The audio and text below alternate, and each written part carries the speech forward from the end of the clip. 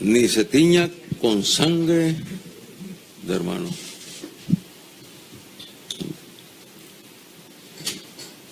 Así lo dice nuestro himno.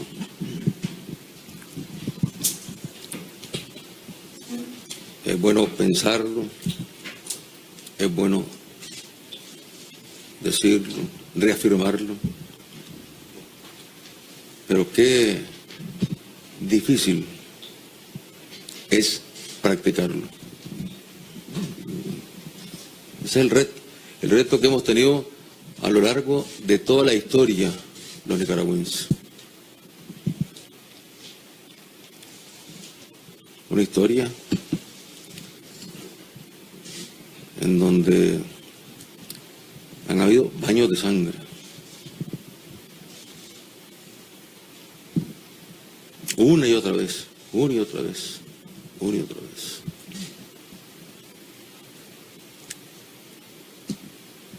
Y el odio entre hermanos. Como bien lo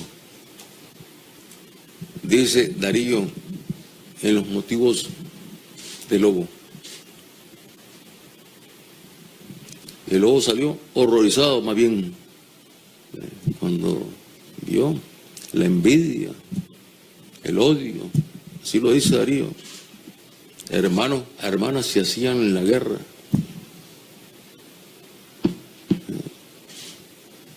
Hombre y hembra eran como perro y perra, matándose, destrozándose.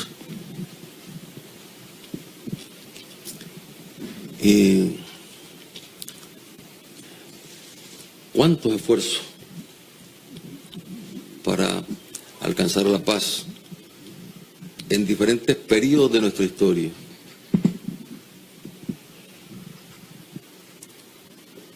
El último gran esfuerzo después de ese inmenso y doloroso baño de sangre fue en los años 80, ya a finales de los años 80.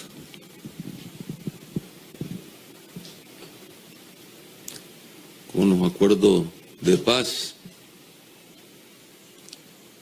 de Quipulas, luego los acuerdos de paz aquí en Nicaragua, en Zapoá, con el cardenal Miguel contribuyendo y con dirigentes evangélicos como el reverendo Parajón encabezando la comisión de paz. Y los pastores evangélicos y los delegados de la palabra y los sacerdotes de la Iglesia Católica desplegándose en todas las comunidades, en todo el territorio, para que pudiese consolidarse el fin de la guerra, lo que no significaba la reconciliación, era el fin de la guerra. Fue determinante el mensaje, el acompañamiento a esos acuerdos de paz de los dirigentes espirituales de nuestro pueblo, tanto católicos como evangélicos. Y luego fuimos entrando a un proceso.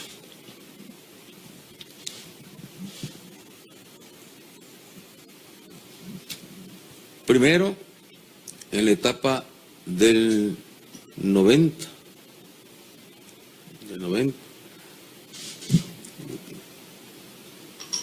Un proceso que pasó por acuerdos, negociaciones, diálogo, acuerdos. O sea, el diálogo es imprescindible como primer paso para luego alcanzar la paz. Y como siempre, pues, había gente que no aceptaba el diálogo, nicaragüenses que no aceptaban el diálogo, que condenaban el diálogo, que vilipendiaban e insultaban a la presidenta Chamorro cuando asumió la presidencia y le dio continuidad al proceso de paz, al entierro de las armas y a los acuerdos de transición para lograr un poco de estabilidad en nuestro país. Y ahí el ingeniero Antonio Lacayo, que en paz descanse, fue determinante, haciendo cumplir la voluntad de la presidenta Chamorro. Pero ahí estaban nicaragüenses de partidos políticos condenando los acuerdos, condenando el pacto, un pacto para la paz, para la estabilidad, condenándolo e insultando a la señora Chamorro, e insultando al ingeniero Lacayo, llamándolos traidores. Es una historia relativamente reciente, pero claro, las nuevas generaciones, la juventud desconoce, y más cuando no vivieron los horrores de la guerra. Desconocen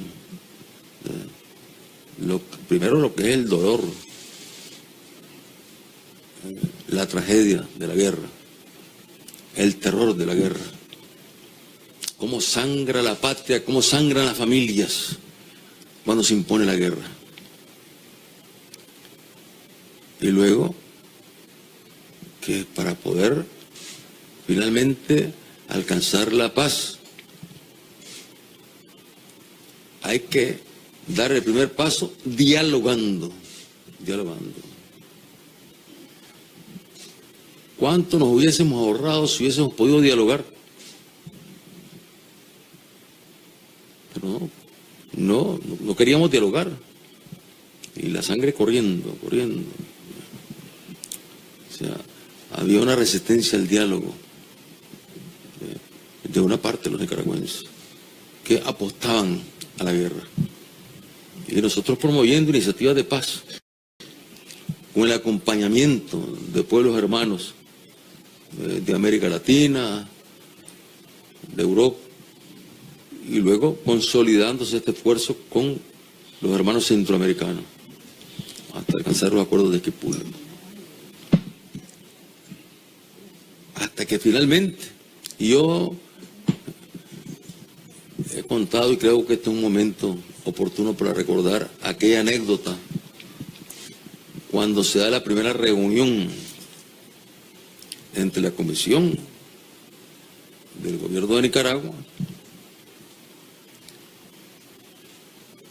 encabezada por el jefe del Ejército, el general Humberto Ortega, la Comisión de la Resistencia Nicaragüense, con los mandos de los representantes políticos de la resistencia nicaragüense, y el cardenal Miguel con sus acompañantes como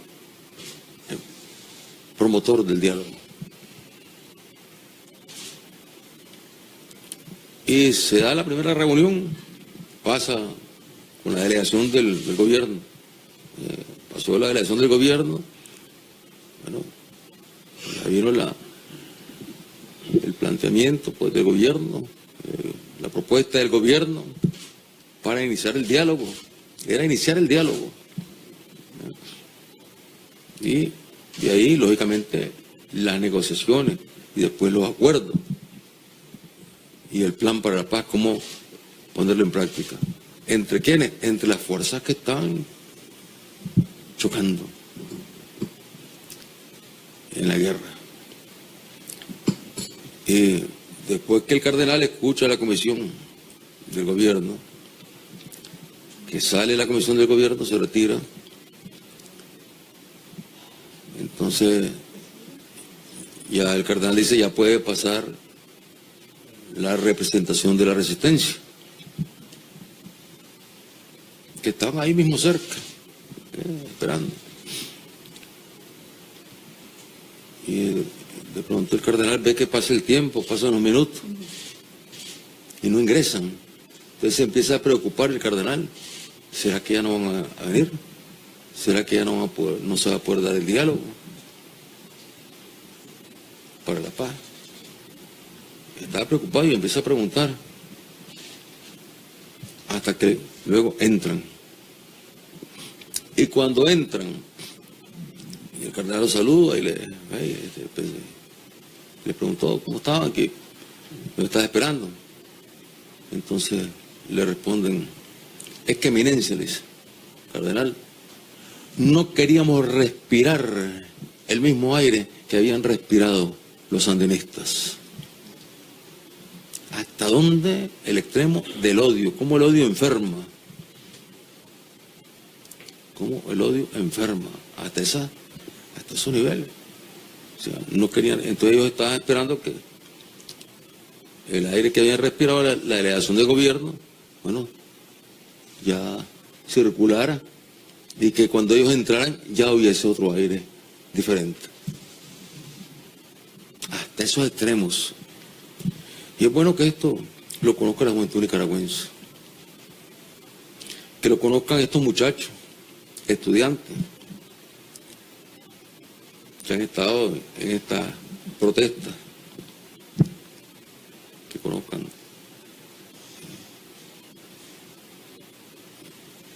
Y la juventud que ha estado también participando con la bandera del diálogo, con la bandera de la paz. Es bueno que conozcan de esta experiencia. Bueno, y se firmó la paz al final. Y les decía, y llegó la presidenta Chamorro.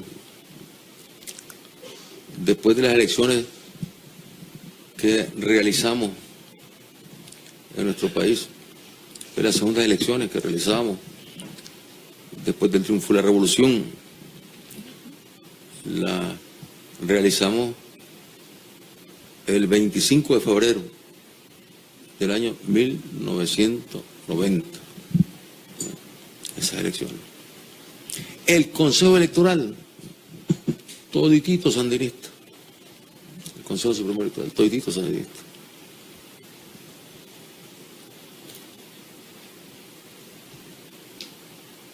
Y bueno, estaban los que decían que no había que ir a las elecciones, ya lo habían hecho antes, en el 84,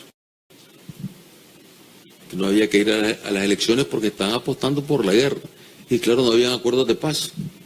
Entonces se prestaron al juego de la guerra y no participaron en las elecciones una parte de la oposición. Otra parte de la oposición participó en las elecciones del 84.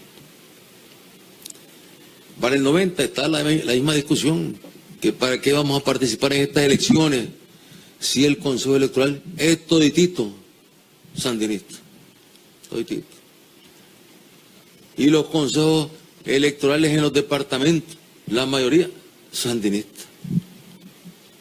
Entonces, al final, se dio la participación de la oposición en las elecciones. Y nosotros reconocimos, en la madrugada del día 26 de febrero, reconocimos esos resultados. Por las razones que fuese, el pueblo había hablado, había votado. Y reconocimos los resultados. Y en condiciones lógicamente de posguerra, no es fácil alcanzar la estabilidad, la gobernabilidad, porque no hay reconciliación, no había reconciliación en ese momento. Está todo ese odio adentro, provocado por miles, más de 50.000 hermanos nicaragüenses, víctimas de esa guerra, de uno y de otro lado. De la misma familia, un hermano nicaragüense, sandinista, y otro hermano nicaragüense, con la resistencia. Una tragedia impuesta al país por lo que ha sido la política expansionista, intervencionista de los Estados Unidos, desgraciadamente. Y ya les explicaba lo que costó llegar a esos acuerdos, el esfuerzo que hizo la señora Chamorro, el esfuerzo extraordinario de el ingeniero Lacayo, Antonio Lacayo, hasta que alcanzamos los acuerdos. Y yo recuerdo que entonces un dirigente de partido que tenía un cargo aquí en la alcaldía de Managua, era el alcalde de Managua, empezó a gritar en contra de los acuerdos y acusó de traidora al ingeniero Lacayo, y decía que la señora Chamorro y el ingeniero Lacayo habían traicionado a la unidad opositora, porque habían tomado acuerdo con el Frente Sandinista para poder lograr un poco de estabilidad en momentos en que no había reconciliación, sino que lo que había aquí era odio acumulado. Y odio acumulado no solamente de parte de la resistencia, también del lado del sandinismo. Las familias están heridas, están llenas de resentimiento, con ánimo de venganza. Y de ahí lo extraordinario del trabajo de los líderes espirituales para poder aplacar. Y bueno, se dio el gobierno de la señora Chamorro y llegó a la presidencia el que era alcalde. Y para llegar a la presidencia su discurso fue que iba a desconocer los acuerdos tomados por la señora Chamorro, el ingeniero Lacayo, con el Frente Sandinista, que iba a desconocer esos acuerdos, que los iba a echar para atrás. Eso hubiese sido una debacle, porque todavía no había reconciliación. Y ha sido promover nuevamente otra batalla sangrienta entre nicaragüenses.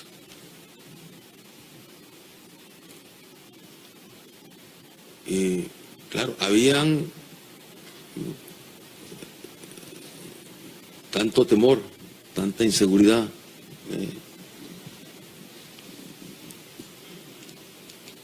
y tanto odio acumulado, que luego cuando él llega a la presidencia, porque llegó a la presidencia, o sea, alcanzó pues un resultado electoral favorable de parte de un consejo electoral que ya no era el mismo, que le había dado la victoria a la señora Chamorro, sino que ya era otro Consejo Supremo Electoral donde se había incorporado ya a dirigentes de los partidos políticos que eran opositores al sandinismo.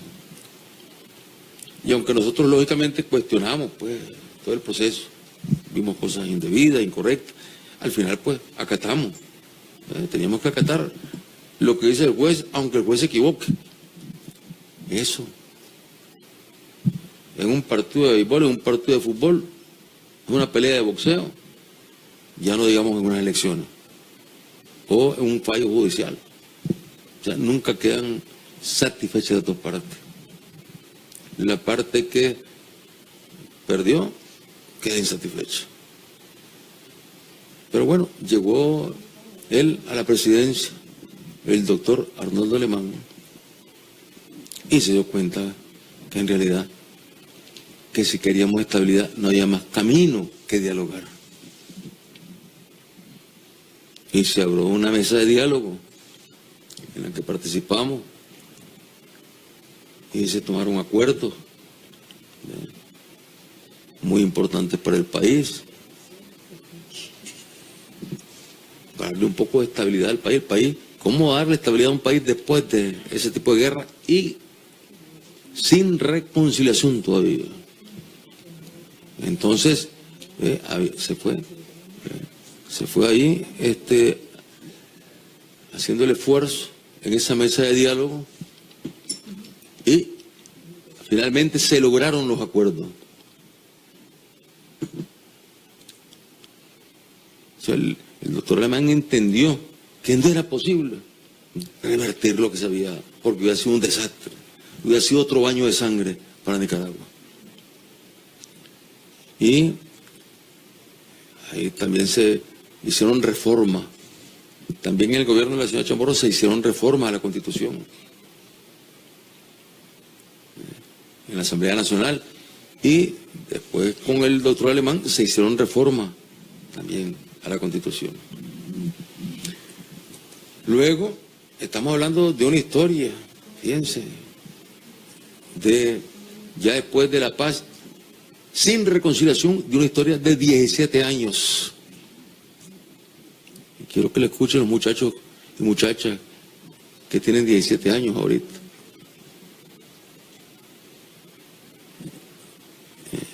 Y los que tienen 20, los que tienen 20, y los que están naciendo por ese tiempo. Y los que tienen la edad del periodo en que pasamos en ese proceso de negociaciones y acuerdos, pero sin reconciliación. Y cuando se dé el acuerdo con el doctor Alemán, también. Bueno, era un grupo político. Todos los conocemos quiénes son los grupos políticos, pero nos tiraron de acuerdo. Y empezaron a atacar los acuerdos, empezaron a atacar el pacto, el acuerdo que se tomó. O sea, un acuerdo es un pacto. Eso está en todas las culturas. En todas las culturas. Está ese principio establecido a lo largo de la historia de la humanidad. Si se busca la paz, si se busca la estabilidad, primero hay que platicar. Primero hay que dialogar. Y luego llegar a acuerdos para la paz. Entonces, lo empezaron a atacar al doctor Alemán por haber tomado acuerdo, por no haber cumplido con la promesa de acabar con todos los acuerdos que había tomado la señora Chamorro y el ingeniero Lacayo con el Frente Sandinista. Y luego llegó a la presidencia el ingeniero Enrique Bolaños. Una situación de bastante inestabilidad, por las contradicciones que se dieron en el Partido Liberal, en el liberalismo, contradicciones muy fuertes, acusaciones. Y nosotros lo que hicimos fue contribuir a la estabilidad. ¿Cómo? Bueno, llegando a acuerdos con el ingeniero Bolaños para buscar esa estabilidad en medio de las sacudidas que se daban, sobre todo en el campo judicial, y que involucrarán altos dirigentes del Partido Liberal. Y ahí lo que hicimos fue contribuirnos. O sea, no aprovechamos la situación para buscar cómo desestabilizar,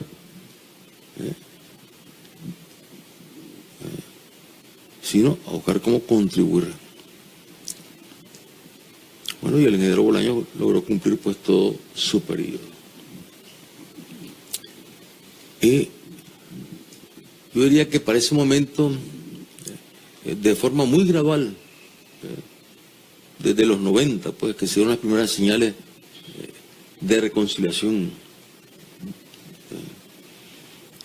Un comandante de la resistencia nicaragüense, el comandante Franklin, fue de los primeros comandantes que supo sacarse de adentro ese odio. Hermano de la comandante Elia María Galeano, diputada del Parlamento Centroamericano. También Elia María era comandante que andaba con el fusil en la montaña, combatiendo. Que nos odiaba. Pero en ese periodo de los acuerdos de paz y las pláticas con Franklin, así como algunos dirigentes de la contrarrevolución, se logró ir haciendo ahí amistad, y de la amistad se fue logrando alcanzar la reconciliación. Fue aquí gradual, pero todavía había mucho resentimiento, mucho odio. Ya cuando nosotros llegamos al gobierno en el 2007, se da la gran oportunidad de dar el gran salto para la reconciliación. Algo que parecía imposible. Y se da gracias a la alianza que logramos establecer,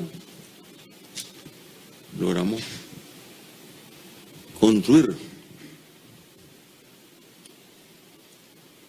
con los trabajadores, con los empresarios, grandes, medianos, pequeños, emprendedores, con los trabajadores del campo, con campesinos, todos los productores del sector agropecuario, con todo lo que es la fuerza laboral de la zona franca, los trabajadores, o sea, una tripartita, el gobierno, los empresarios, los productores, los ganaderos, y los trabajadores, el trabajador del campo, los trabajadores de la ciudad, todos, los maestros, los trabajadores de la salud, y aquello que parecía difícil que caminara. Pero claro, empezaron las críticas. O sea, siempre en lo que es el proceso político, social, siempre, bueno, unos están de acuerdo, otros no estarán de acuerdo, lo expresan y está bien. Entonces, no se puede obligar a todo el mundo a pensar igual, no hay forma. Pero se busca siempre un consenso. Y el consenso lo da ya la mayoría. Siempre habrá una minoría que no estará de acuerdo con el consenso. Entonces, si somos democráticos, tenemos que respetar y respaldar el consenso. De lo contrario, es la minoría queriendo imponer a fuerza su punto de vista cuando ya entran en líneas de cuestionamiento y actitudes confrontativas y destructivas. Ya no es sana, entonces ya la oposición ya no es sana. ya se convierte en un factor de desestabilización. Y en la medida que venimos construyendo esta gran reconciliación, o sea, este ha sido el gran paso que vino a fortalecer la reconciliación. Bueno, ahí ha estado siempre un grupo de nicaragüenses que tienen todo el derecho de no estar de acuerdo, tienen todo el derecho de criticar, tienen derecho a criticar este acuerdo, este diálogo, esta alianza para la productividad, para la paz, para el desarrollo. Ellos están en su derecho de criticarlo. No podemos obligarlo a pensar de otra manera. Pero no tienen derecho a conspirar para destruir. Y peor aún, buscar allá en los Estados Unidos a los grupos políticos más extremistas del imperio, que en primer lugar son racistas,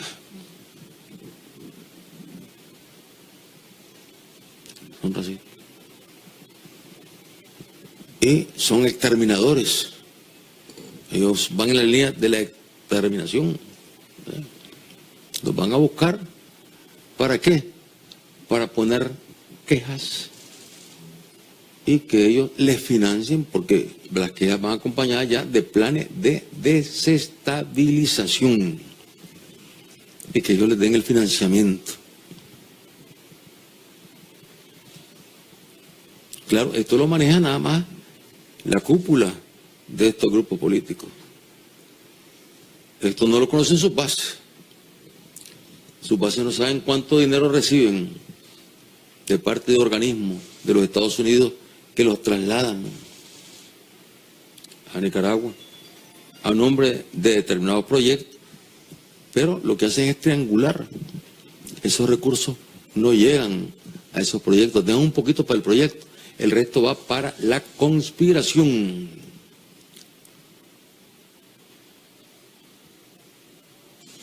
Convirtiendo entonces su práctica política, una práctica política destructiva. Porque diferente sería que no están de acuerdo, que tienen sus posiciones políticas, que critican, que se manifiestan, que hacen sus asambleas, que hacen sus marchas, sin agredir a nadie, sin asaltar establecimientos. Eso está dentro de lo normal. Pero que se vayan a conspirar para promover la violencia en nuestro país, eso no tiene perdón de Dios. No tiene perdón de Dios.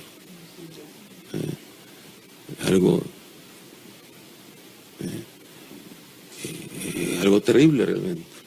Algo terrible. Entonces, esa conspiración ha estado ahí. Incluso organizando redes para estimular y presentar como patriotas a delincuentes armados que en la zona fronteriza de nuestro país se han dedicado al tráfico de drogas, al cultivo de drogas, a la narcoactividad, y que para justificar su actividad criminal, lógicamente no van a decir que son narcotraficantes, sino que dicen que son patriotas que están luchando por la libertad de Nicaragua. ¿Y cómo lo hacen? Asesinando familias campesinas.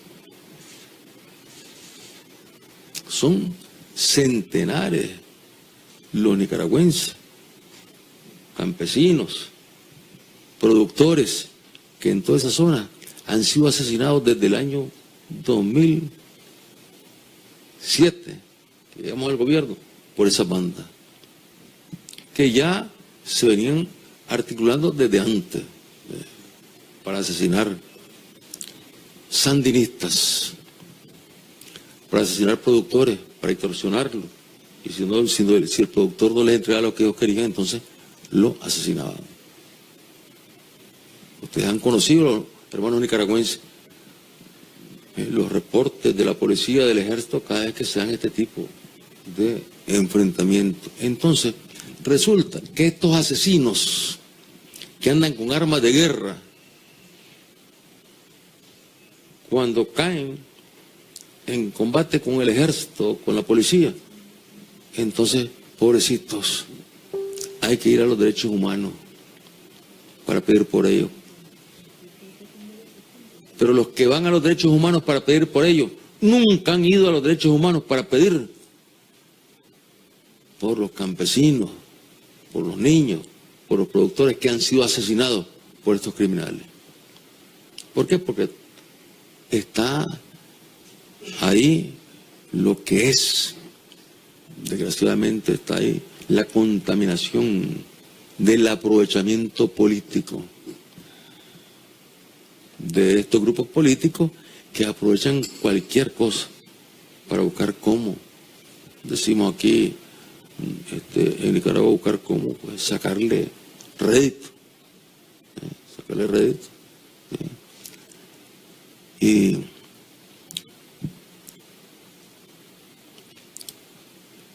esto que está aconteciendo en estos momentos en nuestro país no tiene nombre. No tiene nombre. Yo entiendo que grupos de estudiantes movilizados, ellos posiblemente ni siquiera conocen qué partido es el que está moviendo todo esto. Nosotros sí lo sabemos. Pero con una buena manipulación de las redes, pues claro, le tocan el sentimiento a muchachos, a muchachas, estudiantes, que piensan que se está haciendo mal con los asegurados, con esta ley, y entonces van a protestar. Eso es explicable y entendible por la forma en que se puede manipular, y se manipulan las redes ahora en el mundo. No, ese es un problema no solamente de Nicaragua, sino un problema mundial. Pero cuando los que organizan este tipo de protestas vienen e incorporan a jóvenes, muchachos o adultos que han caído en la delincuencia, son delincuentes, ahí está el récord, tiene la policía del récord de estos delincuentes, de los que han sido detenidos, son miembros de pandillas. Cuando incorporan a estos miembros de pandillas, entonces están totalmente criminalizando la protesta, la están criminalizando y están poniendo en riesgo a los mismos muchachos que con buenas intenciones llegaron a la protesta. ¿Por qué? Porque esto, desgraciadamente, pues las pandillas son una expresión en el mundo de grados de descomposición que se dan en la sociedad. Aquí, gracias a Dios, no tenemos pandillas como las maras, que son de alta criminalidad, tanto en El Salvador, en Honduras y Guatemala. Y ahí los hermanos salvadoreños, hondureños, guatemaltecos luchando y contra el narcotráfico, que tiene una actividad ahí también terriblemente brutal y criminal. Entonces, aquí no llegan a eso, pero están incluso ahorita, están cobrando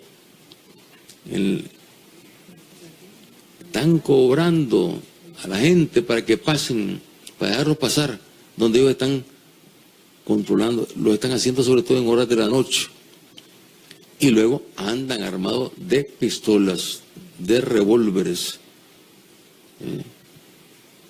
y de armas hechizas. Andan volando balas y ponen en riesgo la vida la vida de los ciudadanos en general y en particular de los muchachos y muchachas que están participando en esta protesta con buena intención. Los que se han sumado pues a la protesta con buena intención los ponen en riesgo, porque estos vuelan balas, porque es su forma de ser. O sea, ya, la cultura que ellos tienen es un problema muy complejo, un problema que no se resuelve ni con la prisión, ni con... Ya es un problema cultural, cultura de muerte. Ellos ya entraron en lo que es la cultura de la muerte. Para ellos, matar a la misma madre. Historias de estas maras, de estas pandillas en otros países, en los mismos Estados Unidos, que vemos cómo una prueba que pasan es matar a su madre. Y la matan. O sea, un estado ya de enloquecimiento criminal, provocado por la cultura de la muerte, que se ha instalado también en el planeta. Hay una cultura de la muerte instalada en el planeta. Entonces, yo diría que ese es el mayor peligro, la mayor amenaza que se está presentando en estos momentos. Estos grupos de pandillas que van allá a la hora del alboroto y que van sí respondiendo a una dirección política que los utiliza ¿para qué? Para que anden volando balas y anden saqueando. Porque claro, ellos ven una oportunidad de saquear y van a saquear. Y sembrar el terror, sembrar la inestabilidad, sembrar la inseguridad, porque esto siembra el terror y la inseguridad en todos los ciudadanos. Estas situaciones afectan por igual en cuanto a crear temor, pánico, terror a todos los ciudadanos. Ahí no hay diferencia política ni religiosa. Cualquier familia que esté en una zona donde se están dando estas situaciones, toda esa familia queda poder estar tranquila. Los adultos, los jóvenes, los niños sobre todo, son los que más sufren en estas condiciones. Son los que más sufren. Aterrorizados los niños ahí, escuchando balazos. No pueden dormir. Escuchando los choques por todos lados. Entonces, no estamos hablando de una protesta cívica. Protestas cívicas las vemos en muchas partes del mundo todos los días. Vemos que salen por problemas de los jubilados, por ejemplo, en España. Salieron centenares de miles a las calles a protestar, marcharon y todo, pero no destruyeron nada. No destruyeron nada. En otros países latinoamericanos igual, donde están tomando una serie de medidas, en Argentina, por ejemplo, una serie de medidas, salen los trabajadores a protestar. Están los principales sindicatos con toda la base, pero estamos hablando ahí de centenares de miles de trabajadores en la calle. Y ahí no hay destrucción. Y marcharon y luego dejan la vía tranquila para que después de la marcha, los discursos y el tiempo que se estén ahí, ya después queda la vía despejada para que pueda seguir la actividad económica, social, educativa, la atención hospitalaria, porque en estas condiciones hasta trasladar a un paciente a un hospital no es fácil. Y cuando se llega al extremo de amenazar, anoche están amenazando con ir a destruir el hospital Vélez Páez, el hospital que está recién inaugurado, en beneficio de las familias pobres. Ahí entra el que tiene necesidad, nadie le pregunta si es liberal, si es sandinista, si es católico, si es evangélico, simplemente es un servicio que por razones éticas hay que prestar ese servicio. Entonces, quieren destruir el hospital Vélez Páez. Ayer se fueron a destruir la alcaldía de Granada, aquí está doña Julia Mena, nuestra alcaldesa, a incendiarla, a destruir en Granada, a destruir comercios, negocios que han ido instalando nicaragüenses y extranjeros que han venido atraídos por el turismo, o sea, atentando contra el trabajo. Atentando contra el trabajo. Porque eso es lo que manda el desempleo a un montón de gente. Y luego quieren destruir la imagen de Nicaragua, tanto que nos ha costado construir esta buena imagen de Nicaragua, porque la imagen de Nicaragua era una imagen de guerra, de muerte. ¿Y cuánto nos ha costado construir esta imagen de Nicaragua, una buena imagen de Nicaragua? Atrayendo turistas, atrayendo inversionistas, significa más trabajo. Entonces, el objetivo de los que están dirigiendo estos planes criminales es destruir la imagen de Nicaragua. Destruir la imagen de Nicaragua. Y entonces que a Nicaragua se le vuelva a ver como un país que vive en guerra nada más. Y esas son las imágenes que están pasando ya. La agencia de televisión internacional están pasando esas imágenes. Entonces, ya eso ahuyenta al visitante de nuestro país, ahuyenta al turista. Viendo esas imágenes, un turista que está entusiasmado con todo lo que se ha logrado avanzar durante estos 11 años ya y meses, en que Nicaragua es estable, segura, que hay una gran alianza que es ejemplo, admiración de la región, lo admiran y respetan esta alianza que hemos logrado aquí en Nicaragua y admiran la enorme madurez de empresarios, trabajadores del gobierno de alcanzar una alianza como esta que permite estabilidad, seguridad. Entonces, quieren destruir la imagen de esta Nicaragua buena que tanto ha costado construir y sembrar el odio nuevamente, expandir el odio, porque el odio lo tienen sembrado los dirigentes. Los muchachos no creo que estén llenos de odio. Los muchachos y muchachas, yo creo que ellos sencillamente están solidarios con los trabajadores, aun cuando no conozcan bien lo que significan las medidas. Bueno, es un impulso natural, pues, ser solidario con los trabajadores que están asegurados por el INSS. Y ellos no conocen que este es un tema que se ha ido debatiendo hace tiempo, que no es una decisión arbitraria del gobierno, simplemente es un problema que hemos heredado, y que en la medida que crece la población y crecen los pensionados, los jubilados, entonces se vienen haciendo reformas en todo el mundo,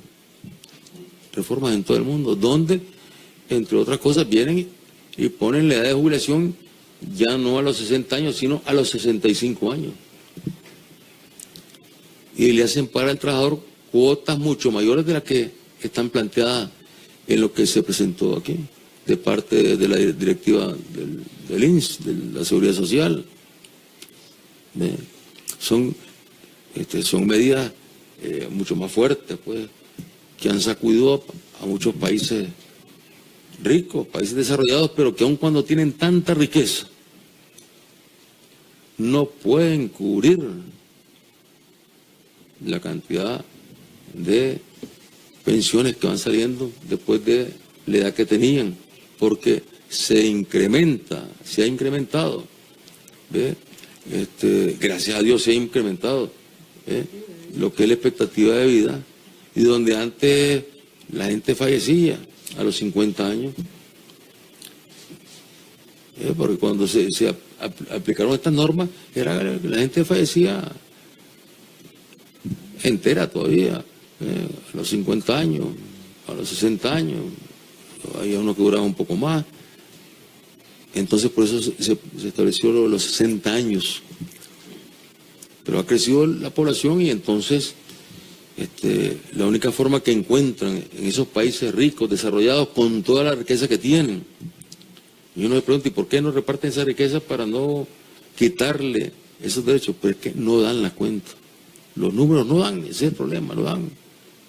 ¿Sí? Y aquí, bueno, el seguro hizo un planteamiento buscando cómo ser gradual. Porque un principio que hemos defendido en este diálogo y acuerdo para la búsqueda del consenso entre trabajadores, empresarios y el gobierno es el principio de la gradualidad cuando se trata de aplicar medidas como esta, en este caso a trabajadores y a empleadores, o cuando se trata de aplicar impuestos a las empresas, la gradualidad. Y así defendimos la primera gran reforma que hicimos. La discutimos, en esa mesa se discutió, el Fondo Monetario pues tenía unas exigencias mucho mayores, ahí se logró consensuar un planteamiento entre el gobierno, entre los trabajadores y los empresarios, y ese planteamiento fue el que se le llevó al fondo. Se le presentó aquí, se le llevó allá a Washington y a explicarle pues que la economía nicaragüense no podía sostener medidas más fuertes. Ya esas medidas que se iban a tomar de por sí eran fuertes, porque la economía nicaragüense es muy frágil. O sea, la economía de Nicaragua es bien frágil, todos lo sabemos, un país que no tiene pues la riqueza de un país desarrollado. Entonces, la gradualidad. Y se logró que se hiciera el acuerdo también con el fondo, en cuanto a que respetara el fondo y respaldara la reforma tributaria que entonces se aprobó. ¿Ve? Y una reforma también que hubo sobre la seguridad social también. Hubo un primer momento la gradualidad, que es el principio que estamos defendiendo.